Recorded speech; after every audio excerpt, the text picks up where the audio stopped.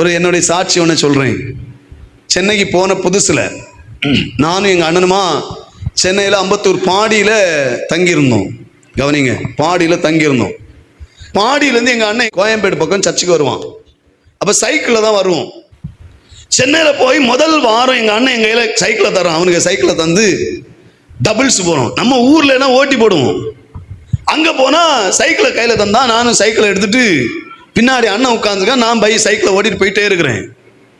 பாடியில் breaks India அப்படின்னு ஒரு இடம் இருக்கு. அந்த இடத்துக்கிட்ட வரும்போது நான் சைக்கிளை அப்படி ஓட்டிகிட்டே போறேன்னா திடீர்னு ஒரு ஆட்டோக்காரன் ஒரு வெட்டி திரும்பினா என் ஹேண்ட்பேர் அவனுக்கு ஆட்டோவில் மாட்டிச்சு. இழுத்துட்டே போனவன் விட்டுட்டு அவன் ஆட்டோ போயிடுச்சு. நான் கீழே விழுந்துட்டேன். அண்ணன் சாடித்தான், சைக்கிளோட கீழே விழுந்தேன்.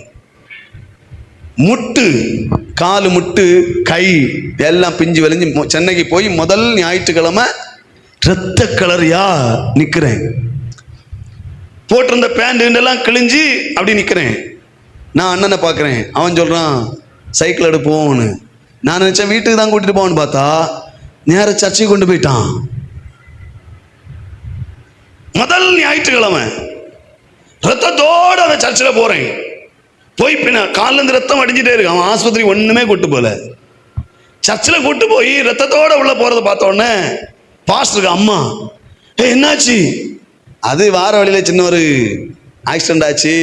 ஒன்றும் இல்லை பாஸ்டர்மா. அண்ணன் சொல்கிறான் எனக்கா வலி? ஏன் வலி அவனுக்கு தெரியுமா? ஆமா.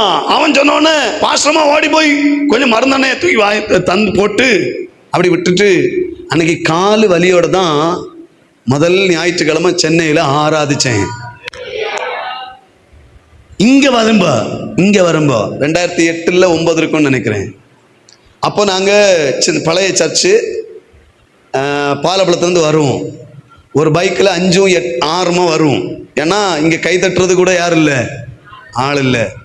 சரி கொஞ்சம் ஊராவது கொஞ்சம் நல்லா கேட்கட்டுமே, நிறைய பேர் இருக்கணும் அப்படின்னு பாலப்பழத்துலேருந்து பையங்க மாற கூட்டு வருவேன். அப்போ ஒரு பைக்கில் 3 பேர் வரோம். பாலூர் குளத்தங்கரை கிட்ட வரும்போது நான் சொல்றேன் டேனிங் பார்த்து போடான்னு சொல்லி முடியவும் 3 பேரும் அட் அ டைம்ல பைக் ஸ்லிப் ஆகி விழுந்துட்டோம். விழுந்தோம்னா அந்த பைக்கை ஓட்டுறோம். அவனுக்கு முட்டுல பைக்கை அப்படி பிடிச்சு போறான். நான் 2வது இருக்கேன், 3வது இன்னொரு பையன். 3 பேருக்கு முட்டுலையும் பயங்கர காயம். நான் ஒயிட் அண்ட் ஒயிட்ல இருக்கிறேன். வேற விழுந்தவர் ஒருத்தனும் கண்டுகிடல. நாங்களாவே எழும்பி நாங்களாவே பைக்கை நிமித்து நாங்களாவே பைக் எடுத்துட்டு கிளம்புறோம். அப்போ 3 பேருக்கு முட்டிலையும் பயங்கர காயம். எனக்கு முன்னாடி இருந்தவன் அந்த முட்டிலே பைக்கை தாங்கினவன் சிரட்டையெல்லாம் தெரியுது. இங்க வந்த பிறகு நடந்தது. ஏன் முட்டை இன்னைக்கு அந்த காயம் இருக்கு. இந்த இடம் பிஞ்சு அப்படி வடியுது, ரத்தமா சதையெல்லாம் துடிக்குது, பேண்ட் எல்லாம் கிழிஞ்சாச்சு. பின்னாடி லைட் அவன் ஜீன்ஸ் பேண்ட் போட்டிருந்தனால தப்புனா 3 பேருமா எழும்பி பார்த்தா அவ்வளவு வேதனை. நான் என்ன செஞ்சிருக்கணும் தெரியுமா? பேண்ட் எல்லாம் கிழிஞ்சாச்சு, நீ இந்த வாரம் அவைய இருந்து ஆராதிக்கட்டு அப்படின்னு நான் நினைச்சிருக்கணும். நான் என்ன தெரியுமா செஞ்சேன்? பெருமைக்கு சொல்லலை, கர்த்தனை உயர்த்துறதுக்கு காரணம் அதுதான். உங்களுக்கு அலையிலே வராது. இன்னைக்கு கார்ல போறதுக்கு காரணம் அதுதான். பாருங்க, நேர பைக் அப்படியே ஐரணிபுரம் பக்கம் விட்டோம். எங்கேயாவது கிளினிக் இருக்கா அப்படின்னு. பாலூர்ல இருந்து ஐரணிபுரம் வரைக்கும் கிளினிக்கே கிடையாது. அன்னைக்கு அந்த ஐரணிபுரம் ஜங்ஷன் பக்கத்துல ஒரு வீட்டில் ஒரு கிளினிக் இருந்துச்சு. அந்த வீட்டில் போய் 3 பேருக்கும் காலையில் டீட்டி போட்டு காலில் மருந்தனை கட்டிட்டு இங்க வந்தோம்.